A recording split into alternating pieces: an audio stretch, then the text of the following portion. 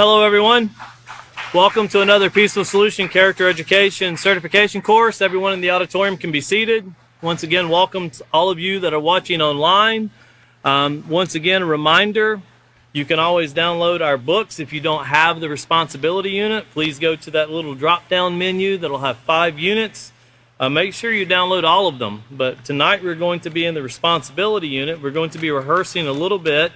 This is a really great chapter to go into, as William last class went into a lot of detail, really important detail about earthquakes and how much they're affecting society, and how sometimes we create these situations ourselves, as page 142 actually said at the very top, with quick facts about how humans can start earthquakes by detonating atomic explosives underground. And he kind of went in to show how all of these things are taking place and how we need to be mindful of what's taking place. And of course, all of these things, once again, go hand in hand with character education, especially when we're the ones, as a society, we can't start pointing fingers and blaming everyone. If we want to make a difference, we have to be part of that difference.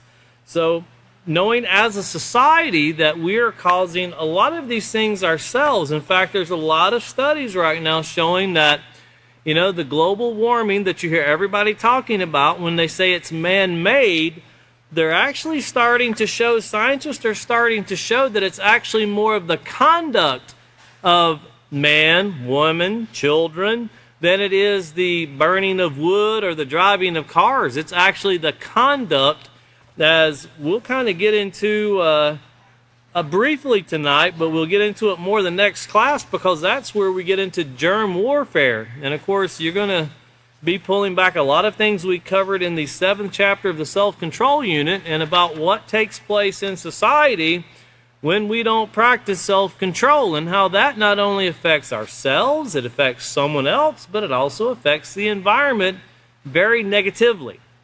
And of course, be turning over to your books, just briefly looking at what William had covered. And then I want to show an article. William actually sent me this article, and he didn't have this article because it came out actually when he was teaching class. So, but it just goes to show how much the information he was bringing, how real it is. Because this will be a scientist that is actually in complete agreement with what was being taught at the same time this news article came out. But of course, on 141, he was covering earthquakes and a lot of information about the fault lines, nuclear reactors, self-induced earthquakes that mankind are creating. Also remembering, once again, here on page 142, the very top, as I just read, beginning of this class, where humans can start earthquakes by detonating atomic explosives underground and by pumping fluids deep into the earth through wells. And of course, bringing out, there's a lot more information that could have been brought on earthquakes. You could spend hours talking about the effects that mankind have made. In fact, Oklahoma could share an enormous amount of information with you about what is taking place in their state since fracking took over many years ago, just decades, about 2 decades ago. It really got into Oklahoma. And it's really, Oklahoma has skyrocketed with earthquakes. And these are self-induced earthquakes due to what mankind, you and I, are doing to the earth. When I say you and I, we're actually the users of this gas that's coming from the ground.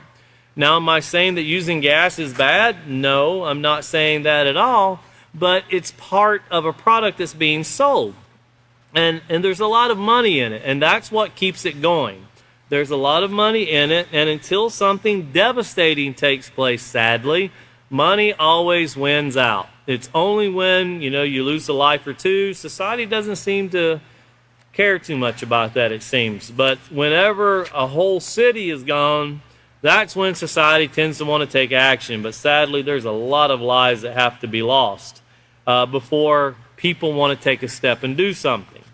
And of course, also in the quick facts, it said a tsunami is a large ocean wave generated by an undersea earthquake. These waves can travel hundreds of miles across the ocean floor and reach speeds of 450 to 500 miles an hour. By the time it reaches the shore, it can be more than 50 foot high, with the potential to wipe out an entire coastal towns. And it was just earlier this year. Don't remember if it was, I think it was in the January of this year. I was actually in South America, and I just left the city. It was in Piera, Colombia, and I had just flew to another city where we have Peaceful Solution taking place. So I just left Piera, and when I landed in the next city, which wasn't, it's only an hour flight anywhere in Colombia, they just had an earthquake as I was flying in the airplane. And when I landed, I seen it coming across my phone. And there were people that I had met with were telling me, oh man, it was shaking the buildings, because they live in apartments that are about 8, 9 stories tall. And a lot of things like that are in Colombia. And it was shaking them. And of course, just not too far from there, you have a city called Cali, and you have the coastal regions. And they were even worried about tsunamis and what could take place. Now, of course, usually the tsunamis come in this way. But people there not understanding how they work, they were all freaking out. And of course, when you live on coastal towns or you live on coastal shores, and they've seen this in Sri Lanka, a few years back, to where this tsunami tidal wave came in and wiped out an enormous part of a town. And of course, William talked about these things and how devastating they can be. But of course, when you live on a coastal area, these are things that you have to be mindful of. And if you've ever been to anywhere on the coast, especially down in South America or Central America, there's all kinds of tsunami routes, tsunami warnings. If a tsunami takes place, take this route, take that route, go this way. But of course, that's if you have time to do it.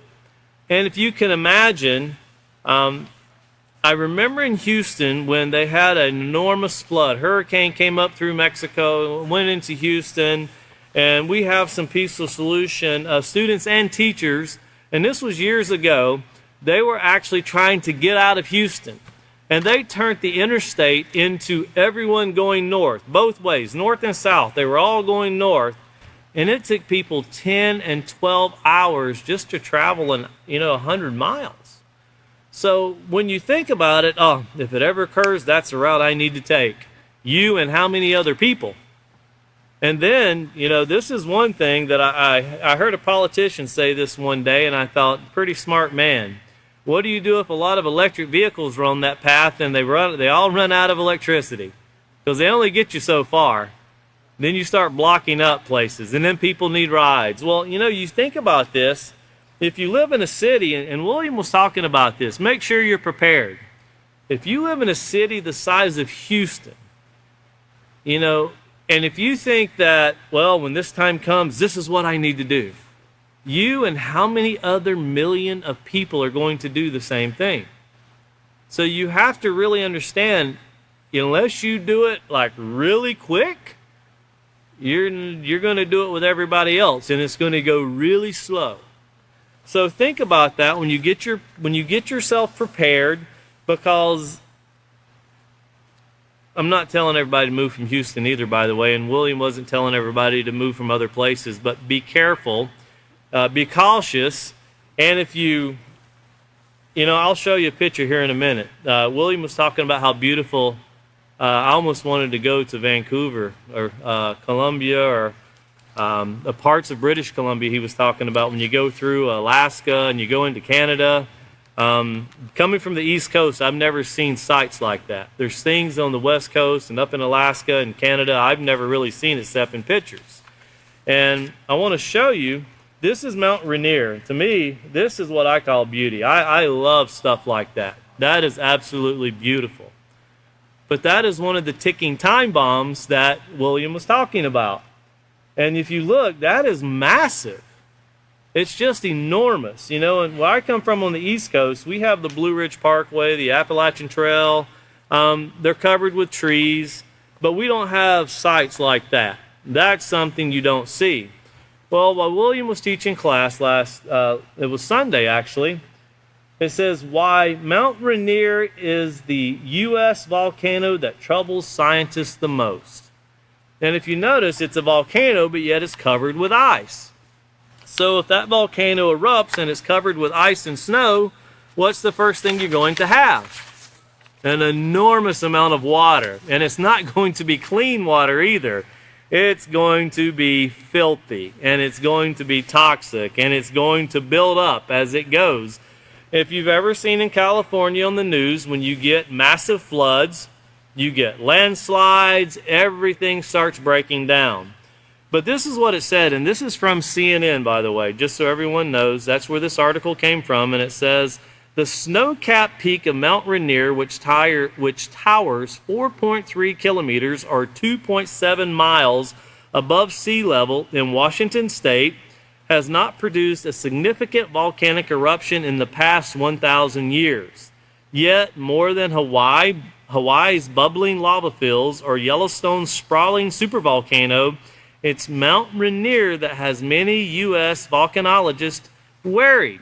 So these are the ones who study the volcanoes, and they're actually worried. Now, this is the exact location William was talking about. He talked about how beautiful Seattle is because of the rain and the green. And, of course, he comes from this area of the United States, from Alaska into Washington.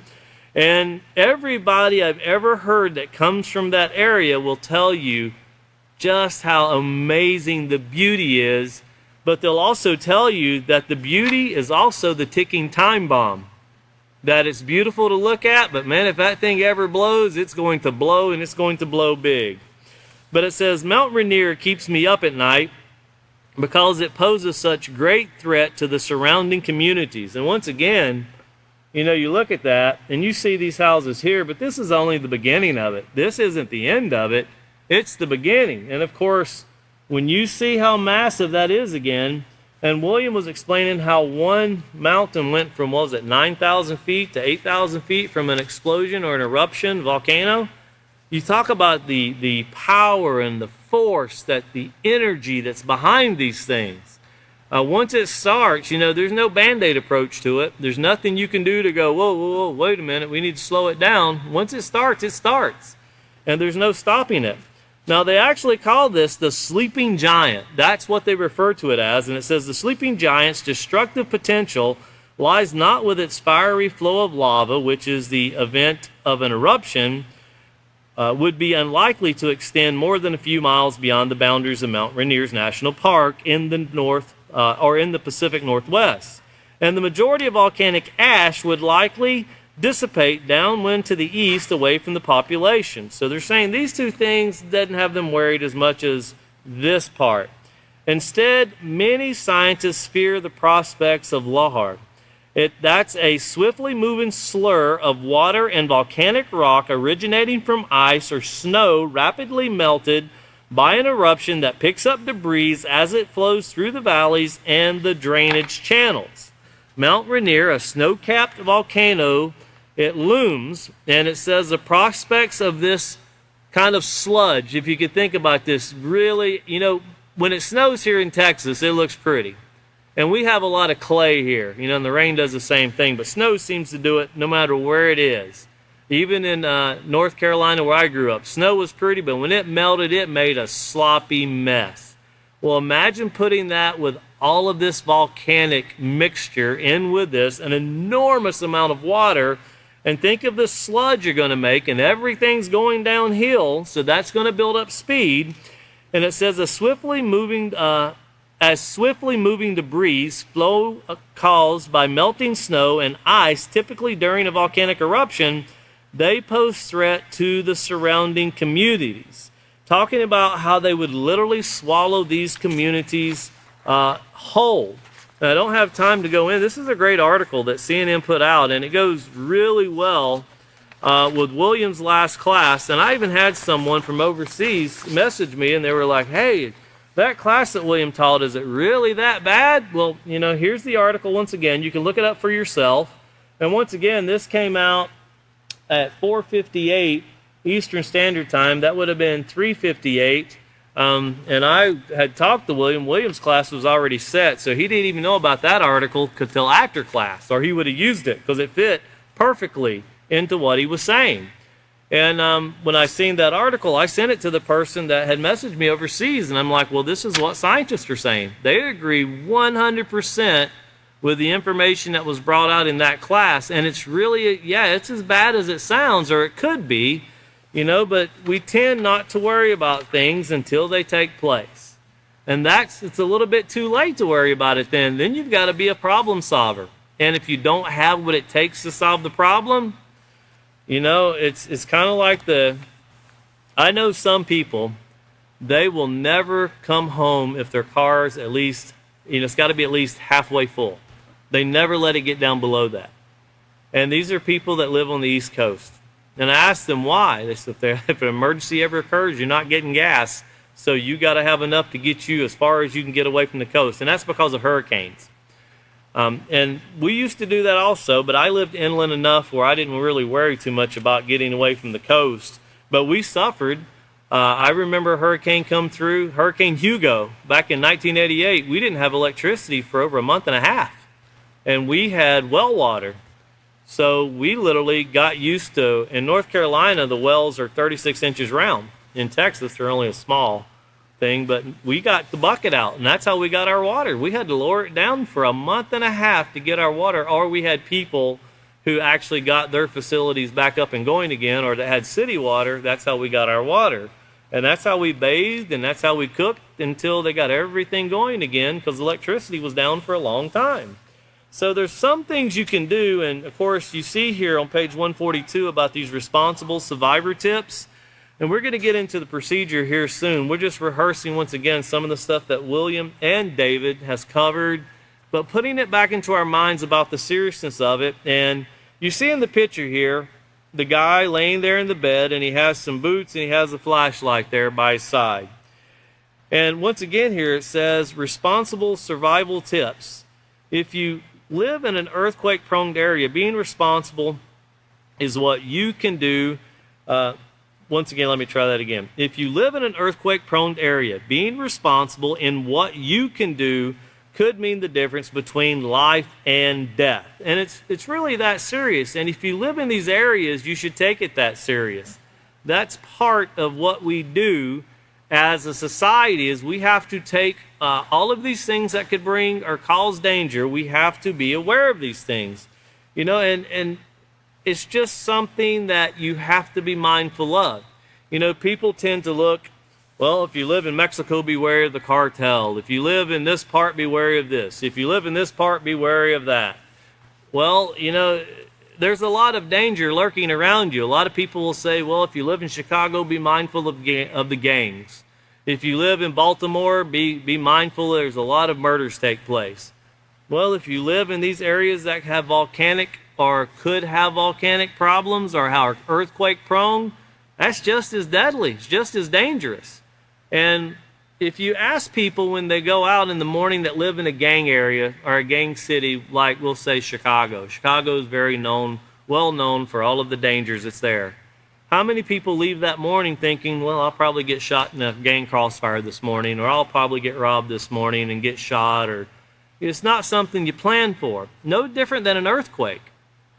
And when an earthquake takes place, and I remember watching it on the news when it took place in Los Angeles many years ago, watching the bridges collapse down because they were two, doubly stacked bridges, and collapse down on the cars. And I remember the first thing that was said, that everybody knew something was coming, but nobody was prepared. And of course, the peaceful solution is all about being prepared. It's not about scaring people. It's about preparing for things that could come. And scientists say they are coming. When will they come? Well, I don't personally know, but I would, if I lived in that area, I would most definitely want to be prepared, or I'd move, one or the other, and I'm not telling anybody to move from where they live either. But also notice here in the last paragraph on this page, it says, it is recommended that you sleep with a pair of sturdy shoes and a flashlight near your bed. In that way, if you're in bed, you wake, a quake starts, you can roll out of your bed, slip on your shoes, and grab your flashlight. Broken glass and other debris can make walking on the floor dangerous. And you think about that, it seems like something that's, never, no way. If you prepare and something never takes place, you can walk away with a smile on your face.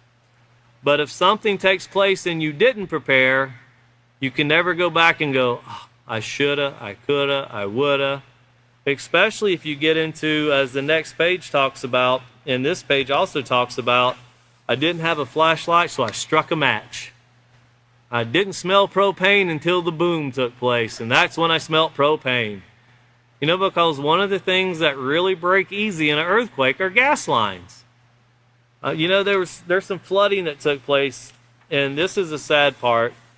Some flooding that took place here in Mexico recently because of the hurricane in one of the big cities like Monterrey. I've been to Monterrey quite a few times, and there's a lot of poor areas in Monterrey. And Monterrey has mountains, and it's very beautiful when you go through. They have the houses all painted certain colors. You'll have the orange, the greens, the blues, but these people barely have enough to get by. In fact, they're barely getting by, and every day counts for them. And there's a huge river that runs to the city, and it overflowed. And if you've ever seen power lines in a city like Monterrey, if you've ever been to what they call a third world country, you have thousands of them running down the street. And I'm not exaggerating. It is the biggest spider web you will ever see in your life. And there is no way, if you were 3 blocks down and you needed to find the wire on the other side, I don't think they make a tool that can identify that wire. And I know I've ran internet cable, and I know you can put one on this side and one on this side and find it. It is the greatest spider web, and it seems like when a wire breaks, just run another one. And there's thousands of them. Well, what takes place when wind comes and they're not attached very well? They fall in the water. What occurs when they fall in the water when the children are playing? What occurred this last week? A lot of people got electrocuted to death this week. And you would think that, oh, that wouldn't take place in our day and time. It takes place every day. You know, these things take place all of the time. And these are things that you would think would not take place, but they do. So with that in mind, we're going to go back into and talk about terrorism a little bit. Before we do, turn over to your lesson plan. And once again, I encourage everybody to go back, read that article, research for yourself about these earthquakes. You know, tornadoes are really big right now too, and we've talked about that a little bit before. Earthquakes are very predominant, but we're going to go back and talk about terrorism just a little bit more. And we want to go to lesson plan page 7, or learn to speak English here. Lesson plan 7, page D. That's where we want to be in our teacher's manual. And of course it says, inform students that terrorism, a man-made disaster, can also result in catastrophic loss of life. Explain that terrorism is a result of hate, aggression, and violence. Emphasize that hate and aggression are negative character traits that can be controlled if we learn to be morally responsible to others. Have students turn to pages 144 and 145 and read the section terrorism. So we're going to turn there really quickly. We'll leave off the procedure right there, turning back over to the section on terrorism. And, you know, in society, we tend to classify things differently as we go through the ages of society. When I was growing up, a terrorist attack, and this seemed like it was common, an act of terror was someone would hijack a plane. And it seemed like when I was growing up, and it could have been where I was young and I might have seen just repetitious of the same thing on, you know, back then it was Walter Cronkite, then it was Dan Rather. That's what my grandmother loved to watch. But it seemed like every time I sat down to watch the news with her, TWA was being hijacked by Libyans. That's what they would always say. And I have no idea if the people were from Libya, and I have no idea what was taking place, but that was always on the news, it seemed like. And that was pretty much it. But now terrorism is defined, you know, many, many different ways. If we were to define terrorism, you know, as we look here on page 144, I want to read the definition and then talk a little bit about history and what it says. It says, unlike natural disasters, terrorism is man-made and deliberate. Well, William also showed us how a lot of these earthquakes are man-made too. So think about that. And when you define terrorism, think about what we just said. Terrorism is defined as the use of violence or threat of violence to create a climate of fear in a given population.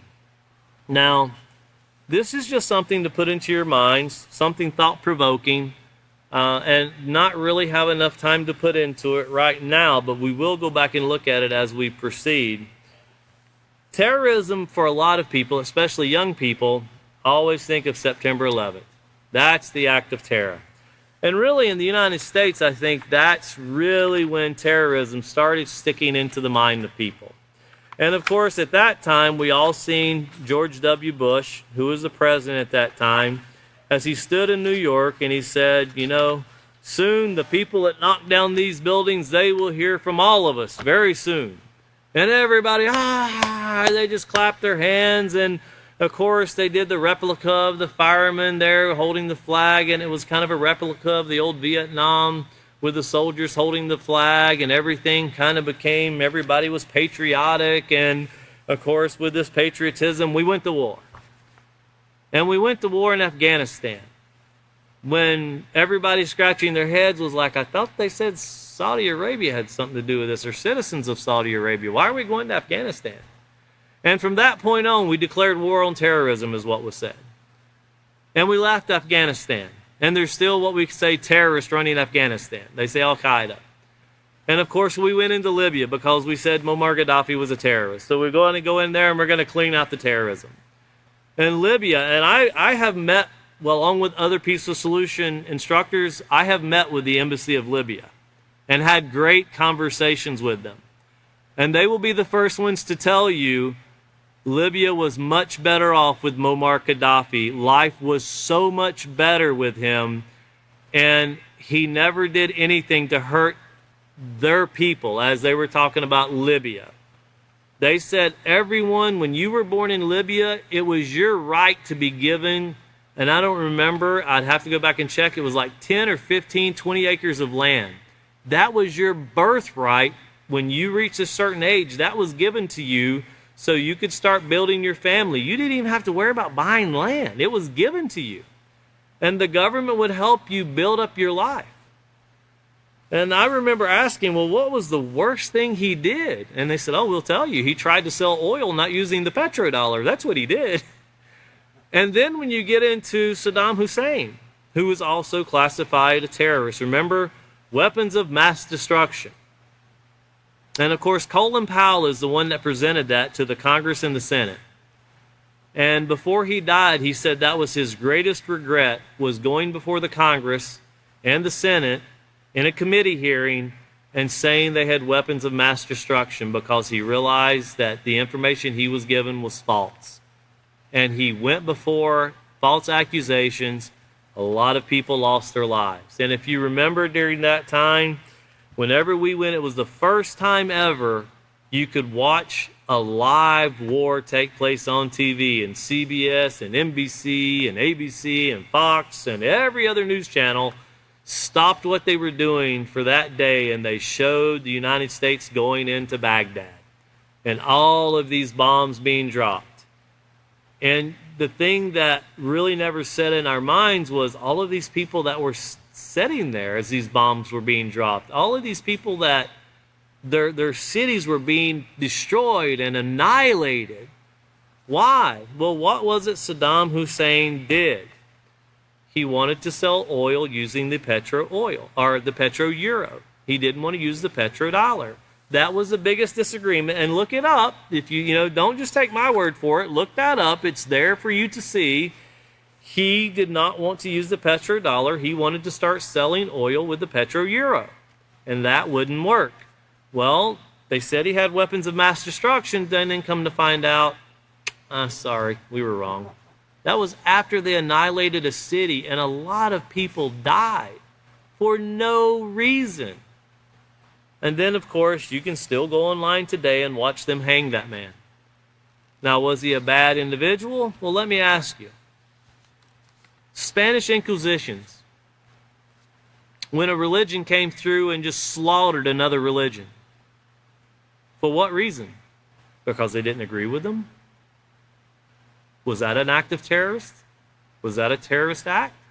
Because they slaughtered them because, well, you don't agree with this or agree with that.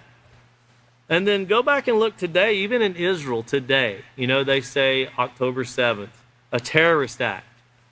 Is that really more about terror or a disagreement on fundamentals of religion? What is it that's fueling these things? Well, the peaceful solution doesn't get too much into teaching the religion, but we do recognize the differences and the hatred that's boiling over. And sometimes we define it as terrorists, sometimes we don't. If you watch right now in Crimea, Russia defines the attack on Crimea as a terrorist attack. Other countries are saying, oh no, it was something else. It's not terrorism. Well, who's defining these things? Because one country calls it one thing, another country calls it another. Well, notice here, terrorism, as the peaceful solution defines it, is the use of violence or the threat of violence to create a climate of fear in a given population. So let me ask you, just think about this for a moment. When Israel, which is well known for this, when they dump millions of leaflets in the Palestinian territories, the Gaza Strip, the Golan Heights, wherever they dump these leaflets, telling the people, you better flee because the bombs will start dropping. And then the bombs start dropping. What is that supposed to do? Imagine yourself. And everybody watching. Because here in the United States, the one downfall we have in the United States is we are spoiled beyond belief. Almost everybody in the United States has a car, a bicycle, a motorcycle, some form of transportation. Almost everyone in the United States does. I've been to countries where the majority of people have nothing but their 2 feet. That's all they have. A bicycle? That's a dream. You'd have it to go back and forth until someone steals it. And a lock and a chain is a joke. That won't get you anywhere. And the main reason they use their feet, well, nobody can steal it. Why don't you buy, in some countries they have what they call motos. They're not motorcycles, they're like scooters. And millions of them, and man, they go everywhere. There's no rule or rhyme or reason to any of this stuff. And they're very dangerous. But to these people, it's like us in America going to buying a new car. That's how difficult it is just to get that form of transportation. And to buy a car, you've had to either be very successful or you've had to steal a lot of money, one or the other. You had to do something to get it. And when you're living in a third world country and you want to have something like that, whatever you need to do is what you do, and that's the way it's looked at. And especially if you're an American, well, you can buy more. You can get more. We don't have much. Well, what I'm bringing out here is when we say that you drop those flyers in Gaza, and I'll use that for an example, and everyone's seen this on the news. When these people are leaving, you see an enormous amount of people hanging on a vehicle. You also see a lot of donkeys of burros pulling wagons with wooden wheels. And that's how they're leaving. We tend to think, well, everybody should be they should be able to get out of that city fairly quickly. Why should they? If somebody dropped leaflets in Abilene where we're sitting today, bombs will be dropped tomorrow. You have 24 hours to get out. How thankful would you feel knowing, well, at least they let me know they're going to probably destroy my house and destroy my fields, and I won't have a job, and I'm going to have to go to a place where they're not going to want me, kind of like the Okies when they left Oklahoma and went to California. They're going to look at you like you're an immigrant, and they do look at immigrants really bad. If you don't believe that, go talk to some immigrants. You're looked at as a second-class citizen, and when you have to flee a city, the city you go to is like, your problem's not my problem. We have enough problems of our own. Don't be bringing your problems to us. Well, where do we go? We were told to get out. So these things where, well, at least they dropped flyers before they destroyed their city. They let them know. How kind of them. Why do we do that as a society? If we're going to spend that much money, and imagine how much money it takes to drop these flyers, to put fear into people, to get them to go. Why don't we put that much money into educating people to get them to get along, to get them to solve their differences, to get them to reconcile these matters. Is this terrorism really necessary? Only if you're trying to rule tyrannically. If you're trying to take something that doesn't belong to you. If you're trying to scare people into agreeing with what you want. And once again, go back and read history. Go back and read. You know, they call it terrorism, or you can call it an inquisition. Call it whatever you want. It's still defined as terrorism. And look at what's taking place in Ukraine. You know, look at what's taking place with Taiwan right now. If you think Taiwan's not worried, you know, you haven't been paying much attention to what goes on in Taiwan. And then go look and read about what takes place with Sudan and southern Sudan. Those people over there are being hacked to death. This is reality of what's going on. But we don't call it terrorism. We call it, you know, a deliverance or something like that. Who is behind the terrorism and what's causing the terrorism? Because it's definitely not something that brings peace. Well, continuing on here, and keep these things in mind, because there has to be a fueling source behind terrorism. Often terrorist organizations are small and represent the beliefs of only a few within a society. There are so many things that could be said right here. And sometimes you have to be more politically correct. But I want you to think about this. A small group of people that represent a large group of people. Even though that large group of people might not agree with what that small group of people's doing, it's how it comes across. Through fear generated by aggression and violence, terrorists seek to change governmental policies to their advantage. Terrorists often strike in their own countries, but can also strike in other countries as well. You know, I'm not think there's a presidential debate takes place sometime this week, and I'm not here to advertise politics, don't even want to talk about politics, but I could have swore I heard one of the candidates here say that we have terrorists here in the United States with our own government. Now, I'm just quoting what he said. You can go look it up for yourself.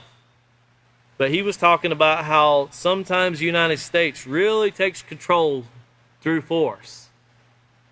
And are we really saving people, or are we helping people? And the astronomical amount of money that we spend on peace through a war, is it actually paying off? Well, once again, this is just for you to think about, and go research it for yourself. Come to your own conclusion when you look at the information. See what you find. And listen very carefully to these people that are running for political offices. What are they saying? They have information that we don't have. You know, because you're talking about two presidents right now. One's a former president, one's a current president. Both of them have access to information that's classified that you and I don't have. And if you listen very closely, they'll say things that, where did he get that from? Did he just lie to me, or is this information that's true? Well, if you figure that out, you can bottle it and sell it, because nobody else knows what the answer to that is. But you can put pieces of a puzzle together. Continuing on here, it says, unlike natural disasters, which we talked about, hurricanes, tornadoes, earthquakes, that can be predicted with highly advanced weather equipment, acts of terrorism are unpredictable because there is no sure way of determining when one group's hate can turn to violence. And don't classify these groups. David talked about this. Very important, and that's the reason we're kind of rehearsing this again. If you want to classify terrorists by groups, then classify them by the actions that are taken by the people. Don't classify them by their religion, or by the way they dress, or where they live, or the areas of the earth in which they dwell, you know, geographically. You know, because everybody, you say terrorist, and everyone thinks, oh, Middle East. You know, there's a lot of really decent people that live in the Middle East that have no desire to hurt anyone. They just want to be able to live their life and practice the morality they've been taught from their youth without people telling them, you can't dress that way. We don't agree if you cover your whole self. You might hurt someone unless you're halfway dressed. And then we get over here to our area of the world where people are halfway dressed. We're going to have to do something about this because this is leading to a lot of sexually transmitted diseases. Now, this is the pill you're going to have to take, or get your child vaccinated at a young age to help prevent this. And it's like confusion. It's like, okay, so where's the answer at? Because no one's gave me an answer yet. Everybody's talking about the problem, but no one's given an answer. And by the way, when you told this person they couldn't clothe themselves from their head to their feet, who are they hurting? You said that they might blow someone up. They've been doing this for thousands of years, and they haven't been blowing people up. You know, so everybody, and I want you to think about this really, because if you've ever been to an international airport, you're going to see people dressed in what they call a hijab. And all you can see is right across their eyes. That's it. And I've seen many people this way. Especially here where we live, you can go to the Dallas-Fort Worth International Airport, you'll see a lot of people dressed certain ways. And when you see them, I'm not telling you to stare at them, because to me, I have no problem with people that dress that way. I think they have every right to dress that way. They're not hurting anyone. And the peaceful solution says if you don't bring harm against yourself, someone else, or the environment, then you have the right to do what you want to do. And dressing that way, if they choose to dress that way, that's perfectly fine. That doesn't mean they're a criminal. And if you say, I want you to think about this, because this is where it stirs up hate in the United States. Another act of terrorism, by the way, but we call it something else. If you look at a person that is wearing hijab, a female from the Middle East, and she's dressed completely, and you look at her and go, that woman's going to hurt somebody. You're no different than the person that sits back and they see a black man in the store and that man's a thief. Or a white man and that man's a racist. When we start classifying people by the way they dress or the color of their skin, we start doing things that are very immoral. You know, and this stupidity, and that's exactly what it is, it's stupidity. When we look at someone who is dark skinned, oh, that person's got to be a thief. Better watch them close in the store. You know, so we watch all the people with dark skin, and here goes the white people walking out the door with TVs and everything else. You can be a thief, and it's not determined by the color of your skin. You can be a terrorist, and it's not determined by how you dress or where you live. It's determined by the actions you commit. Do you use the use of violence? Do you threat violence? Or do you create a climate of fear in a given population? That's what terrorism is. Go ask the people in Crimea right now what terrorism is. Go ask the people in Sudan or Lebanon or Gaza or Syria or Iran or Iraq, Kuwait. Go ask them what terrorism is. The United States has always had the benefit, except for Pearl Harbor and September 11th, which we're getting ready to read about. We tend to only see it on the news. We don't see it taking place here in our own country, at least what we define as terrorism. You know, we've been to Chicago teaching in schools before, and they told us, don't go down that street. Why not? Your skin's our own color. You go this way. If you go down that way, you'll get shot. And of course, when we travel as Peaceful Solution doesn't recognize color. We don't care. You know, I don't care if you're black, white, purple, green, yellow, orange. You're a human being. That's irrelevant. And just so you know, all of the instructors will tell you that, and we learned that from the author of The Peaceful Solution. That's where we got it from. So that is something, and everyone should clap to that, because even the borders from where you live, and I know there's a lot of people living in different countries right now, the border and the country where you live does not define the value you have as a person. And it's important to know that, because some people feel like they're a second-class human being because they're not a U.S. citizen. I know of at least 4 people in the last week that applied for U.S. visas. And I'm not wanting to get too far off of this, but I want to tell you, this is what people go through. I know of 2 people that saved for 4 months to go apply at the embassy in the capital of their country for a visa. 4 months salary. Every penny. They go to the embassy, had their appointment. Their appointment lasted less than 1 minute. And they were told no. 1 minute. And you know what? They don't have to explain to you why the answer was no. They just tell you no. What do I need to do to get approved? They don't tell you. They just say no.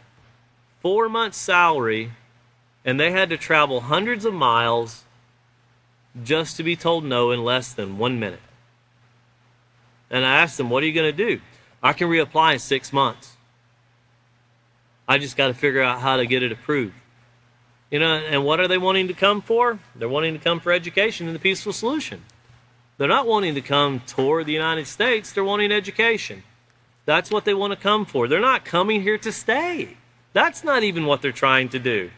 In fact, one person told me, there's no way I'd want to live in the United States. I couldn't afford to live in the United States. You guys drink $3.50 bottled water. And I kind of laughed, and I'm like, who told you that? I went to the store. I went back to where the bottled water was at, and lo and behold, it was $3.75 for a bottle of water. And I thought, man, these people know more about this country than I do. You know, but back here to talking about the terrorism and keeping these things in mind of not everyone has it as easy as we do. Well, unlike these natural disasters that can be predicted, of course, with highly advanced weather equipment, you know, such as NOAA and all of those other things, the devices we have that we use, the acts of terrorism are unpredictable. Looking down at the second paragraph here, or the next paragraph, it says, there have been several attacks of terrorism against the United States in recent years. Now, of course, this book was produced in the beginning of 2000s. I think this one's 2003. A lot of this information was put together in 2002, 2003, 2004, and 2005. It says, in 1993, the World Trade Center in New York City was bombed. 6 people died, and property damage was estimated to be over $600 million. Now, that's one bomb in the World Trade Center that didn't take it down at that time, but it did do a lot of damage. Although this act of terrorism resulted in deaths and property damage, the destruction of this building and its twin tower on September 11, 2001, along with the damage done to the Pentagon in Arlington, Virginia, were by far the most devastating acts of terrorism on American soil to date. Now, keep in mind Pearl Harbor in Hawaii and the destruction that took place at that time. And we're saying this is the largest terrorist attack to date. It is estimated that these disasters caused the death of over 3,000 people and billions of dollars in property damage and economic damage. If you watch the news, and there's a lot of people sitting in this room right now that actually watched the second plane hit the second tower live on TV. I remember watching it myself. They were showing the first one. They think a plane had hit the tower. And you got to see the other one hit live right there on TV. And I remember watching it on the news, early in the morning. It was 8:28, 8:30, something like that, Central Standard Time. And I remember the people that were doing the news literally freaking out, being scared to death, because they were actually in New York where they were doing the news from. And of course, we all got to see that. And they talk about this, but I want to show you something real quickly. If you think about September 11th, and you think about that as being a terrorist attack, now I want to show you something these are defined as terrorist attacks, but this is not even the beginning of the list. But I want you to see this. You know, you have this, and you have this, and you have this, and you have this, and you have this, and this, and this, and this, and this, and this. You also get into these, and these, and then it shows you where the information comes from. Those are also classified as terrorist attacks. And most of those have been since 1993. And that's a list, and you don't see many people talking about those. In fact, I'll show you how quickly this list gathers. Here you have the very first one. They didn't go back to the Inquisitions. They started with Wall Street bombing in 1920. Before you get to this page right here, you're already in the 1990s. 1990 massacre of Sri Lanka police officers. Then you get to 1993, World Trade Center, the one we just read about. So here to here is speaking of the one we just read about. Everything from this point on that I just showed you have taken place since then. But you don't see all of that in the news. You don't hear people talk about that. You know, there was a shooting over in this school. There was a shooting there. You know, and they don't even show you the thousands of murders that take place every day. Nobody arrested, nobody prosecuted.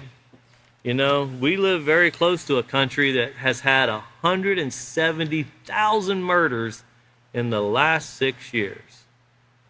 170,000. And if you look at the prosecution rate, not only are people not prosecuted, people are very seldom ever even arrested.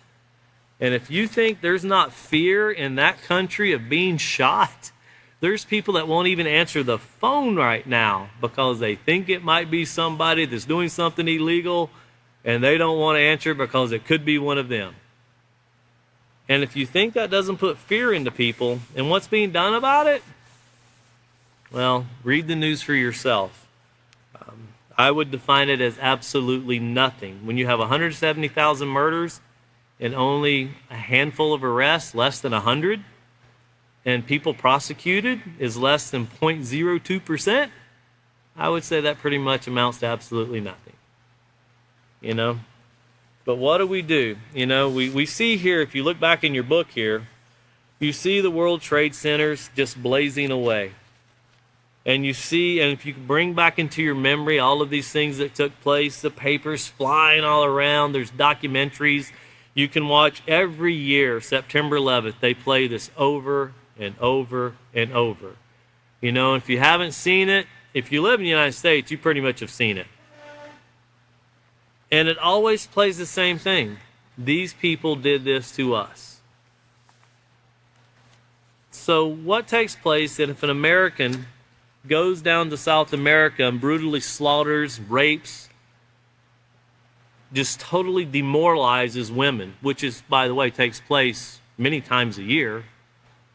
Just took place here not long ago when an American went to a city called Medellin, took a woman, cut her up into pieces, put her in a suitcase and threw her out in a dumpster, and then tried to come back to the United States through Panama, but they were able to find him and arrest him before he got out of Panama and brought him back to Medellin. But he slaughtered that girl. And that's not a rare thing. And these are Americans doing this. What makes us any better? And then here people are reaching out, well, we need a congressman to get involved to get this man back to the United States. Why? He slaughtered somebody. He cut her up and put her in a suitcase. You think that didn't scare people down there? It scared them to death.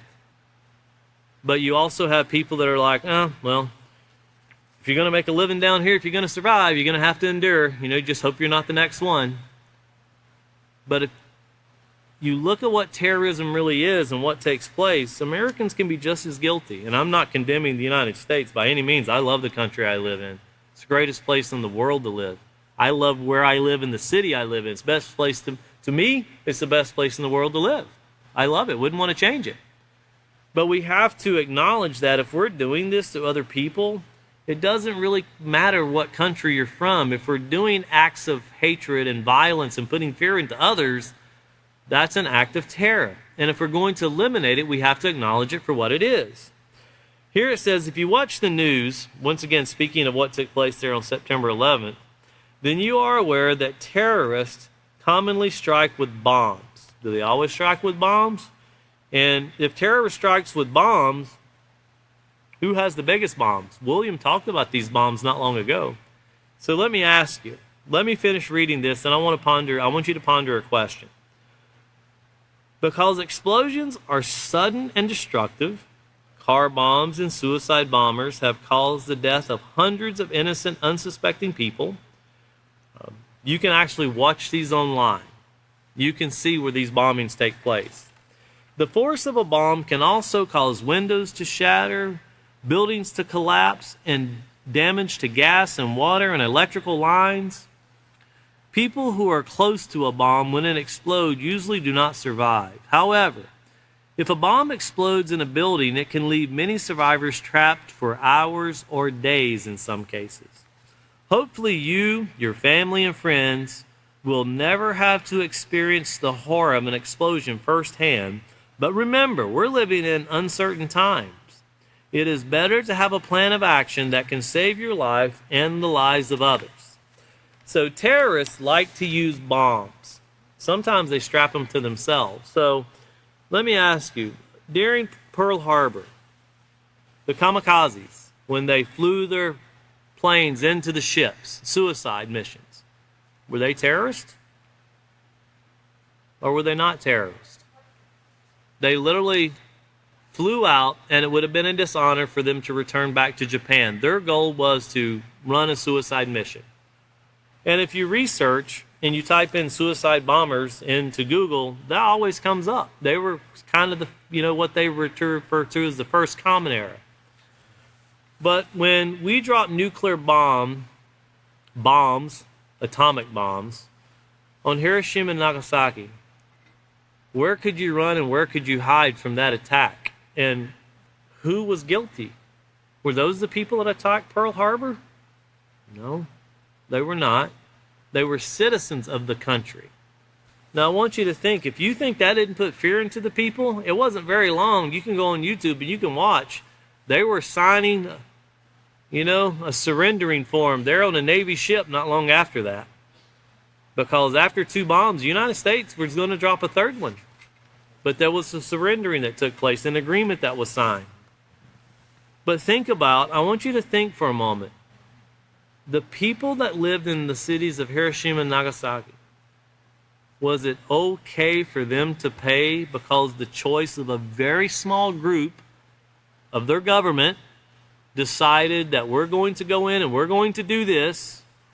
And of course, it wasn't just Pearl Harbor that they were attacking. It was, conglomerate that was going on there in Europe and, of course, Germany involved. But think about the people that died.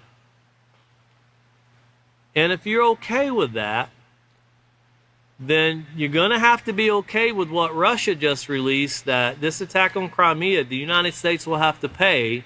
And what would you do if Russia dropped a nuclear bomb on a few cities here in the United States to get us to pay, as they say, pay for the attack in Crimea? You can't say, well, it was okay when we did that in Japan and those people, it was justice. Are we going to call it justice if someone drops a few nuclear bombs here on a few cities in the United States and, well, what comes around goes around, right? No, it'll be an act of war. How dare someone attack us, this sovereign soil? How dare someone attack us? Well, think about how we define terrorism. Is it really just people in the Middle East that you think of? Or is terrorist anyone that can use violence or a threat of violence to create a climate of fear in a given population? Is that truly what terrorism is? And it is. And when you start defining people that way, who falls into that category? Well, right now, it's building up. And as William talked about, these nuclear reactors that were, I didn't really know, and I've read a lot about these things. And of course, William was trained by the same teacher I was, and he called some things back to my memory. There in the Midwest with all of those nuclear reactors, and you think about, there was engineers that put this together. It's not a very smart idea when you're picking on other countries to do things like that. Because they're going to attack those areas one day. If you don't create peace, you're going to create war. And you think about how we've kind of set ourselves up for this. And once again, notice here it said, hopefully you and your family and friends will never have to experience the horror of an explosion firsthand. I encourage everyone, before we end the class tonight, if you've never seen the documentary White Light, Black Rain, teachers, have your students watch it. Be mindful. Watch it before they watch it. And if you need to edit out some things because of you think it's too harsh, I wouldn't do it. People need to see what choices really bring. I'm not saying traumatize your students, and of course they need to be age appropriate, but watch what took place in this time and day when this atomic bomb was dropped. And these people were literally burned to death. And the ones that survived, there's not many alive now, but you get to see the testimony of all of these people, and there was no place to run. And no one really knew what this radioactive was going to do, this chemical that was going out. Nobody even knew at that time. Well, you see here a few tips to keep in mind. I remember when we were in elementary school, they told us to do this in case Russia attacked us. A nuclear explosion. If there's an explosion, brace yourself against a desk or a sturdy table. That won't work in a nuclear explosion. Not going to help you at all. Exit the building as soon as possible. Do not use the elevator. In a nuclear explosion, that's not going to help you at all. What are you going to run to? There won't be anything outside. Go back and watch what the people of Japan have to say and what they've seen. People walked outside, the city was gone. And when they walked outside, they had no idea that they were bringing something into their body that they were going to pay for very dearly. You know, I want you to think about that. We're going to get into being alert in germ warfare and pick up on some things and go back through a little bit more of Terra. But tonight I really want everyone to think about, and I'm not trying to degrade, to accuse, to put anything negative into your mind about any government, any country, any organization. But I do want you to think about, because if we're going to bring peace, we have to define and acknowledge things for what they are. And if we're going to bring it into hatred, war, death, murder, destruction, we have to find a way to alleviate this. And right now, our greatest expense in the world, besides oil, is war. And you know what? It's a very close. You should actually get your class together and study. How is this race going between how much money is spent on war and how much money is spent on oil, and what do they have to do? What do they have in common? Because they go hand in hand. Where you have oil, and you'll have war, and you'll also have religious disagreements. And how do we bring these things together? Because this has been going on. Before there was oil, there was still war and death because of religion. And now that oil has been thrown into it, there's a lot of disagreements. And why do we have these disagreements? You know, get your classes together and start looking at these things and remember what terrorism is. And don't define it as someone from the Middle East with a darker skin. You can, you know, if you're going to get rid of racism, which society needs to, you've got to get rid of identifying terrorists in a very racial profiling way also. So we're going to stop here on page 146. We'll get back in to cover more of this, and we'll get into germ warfare here before long. That'll be the next class. And once again, our next class is going to be June the 30th. That'll be this coming Sunday. And once again, try to look at some of these things before the next class. And for teachers that are teaching these things, go online, pull some of this information off. The documentaries are everywhere. I'm not talking about conspiracy. I'm not talking about start some kind of anti-government campaign. I'm talking about just get the very basic facts and see how do we start making a change. And I'm not talking about create your own war. I'm talking about peace through education. And that's the only way peace will ever take place. So thank you once again for joining us. And we look back again to joining you very soon. Thank you once again.